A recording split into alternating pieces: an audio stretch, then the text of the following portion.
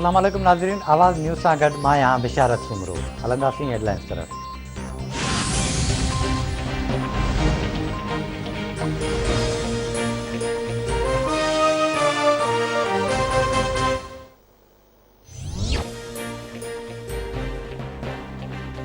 मुल्क में corona virus जा हाञा जारी। कोरोना वायरस वधीक 43 ॼणनि खां हयातियूं खसे वरितियूं। मौतुनि जो अंगु वधी 10,951 ताईं पहुतो। 24 कलाकनि दौरान 2,521 नवां केस ज़ाहिर। मुतासिरनि जो अंगु वधी 5,19,069 ताईं पहुतो। 4,73,639 मरीज़ वायरस खे शिकस्त ॾेई सिहतयाब। वफ़ाक़ी हुकूमत ऑक्सफोर्ड यूनिवर्सिटी जे एस्ट्राज़ेनेका वैक्सीन जी मंज़ूरी ॾेई छॾी। वफ़ाक़ी वज़ीर असद उमर जो चवणु आहे त हलंदड़ साल फेबरवरी मार्च ताईं कोरोना जूं 3 वैक्सीन अची वेंदियूं। सभ खां पहिरियां 3 लख हेल्थ वर्कर्स खे कोरोना वैक्सीन लॻाई वेंदी। सूबाई हुकूमतूं ऐं ख़ानगी कंपनीज़ हुकूमत पारां मंज़ूर थियल वैक्सीन घुराए सघनि थियूं।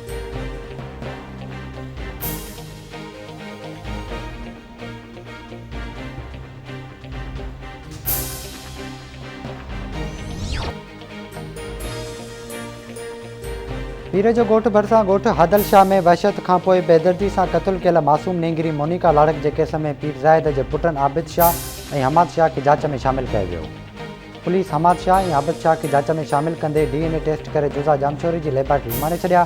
SSP खेरपुर जो चवणु आहे त नेंगरी जे क़तल में मुलज़ जवाबदार केतिरा बि ताक़तवर छो न हुजनि, हू कानून खां बची न सघंदा। खेनि हर सूरत में इबरतनाक सज़ा ॾियारी वेंदी।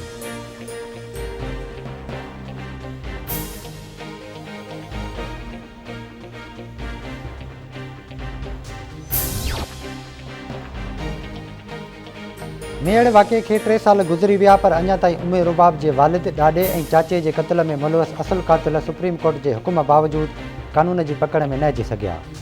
मेड़ वाक़े में मुलवस जवाबदारनि जी गिरफ़्तारी लाइ उमे रुबाब जी अॻुवाणी में तमंदर हाउस खां घंटाघर चौक ताईं रैली कढी वई। उमे रुबाब जो चवणु आहे त क़ातिलनि खे सज़ा मिलण ताईं जिदोजहद जारी रहंदी। मां इंसाफ़ जे लाइ हर दर ते वेई आहियां, पर रुॻो दिलासा पिया मिलनि।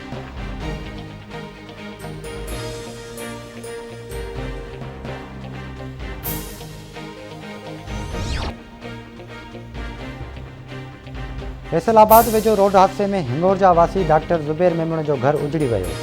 3 ॿारनि समेत 4 ॼणा अजुल जो शिकार, 2 ॼणा ज़ख़्मी। हादसे में डॉक्टर ज़ुबैर जी घरवारी, पुटु, धीउ ऐं भाइटी फोत थी विया। 4 घर भातियुनि जे विछोड़े ते घर में कोराम अची वियो।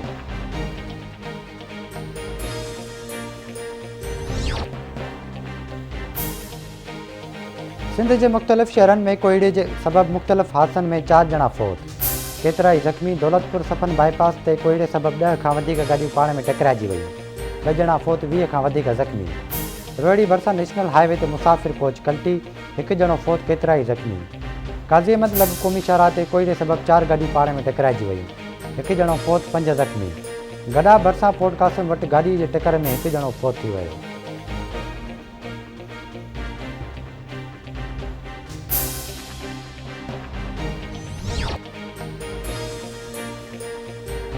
मीरो ख़ान भरिसां ॻोठु गुल मोहम्मद चांडियो में दरगाह पीर गरीब शाह वटां अणॼातल शख़्स जो सड़ियल लाश हथायो, सुञाणप न थी सघी।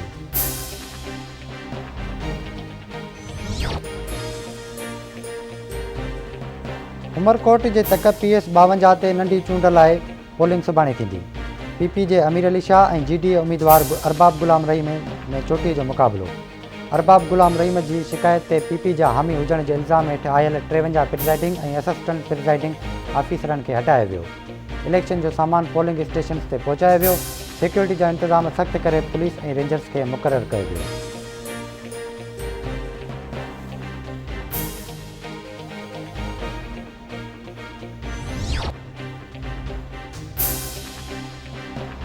ठटे में अॻूणे सूबाई सलाहकार एजाज़ शाह शिराज़ी जे 40 जी तक़रीब। सिंध असेंबली जो स्पीकर आगा सिराज दुरानी समेत अहम सियासी समाजी शख़्सियतूं, वज़ीर ऐं PP अॻुवाण शरीक। आगा सिराज दुरानी जो चवणु आहे त एजाज़ शाह शिराज़ी पंहिंजी ज़िंदगी अवाम जी ख़िदमत कंदे गुज़ारी। अवाम जी ख़िदमत कंदड़ इंसान सदाईं ज़िंदा रहे थो।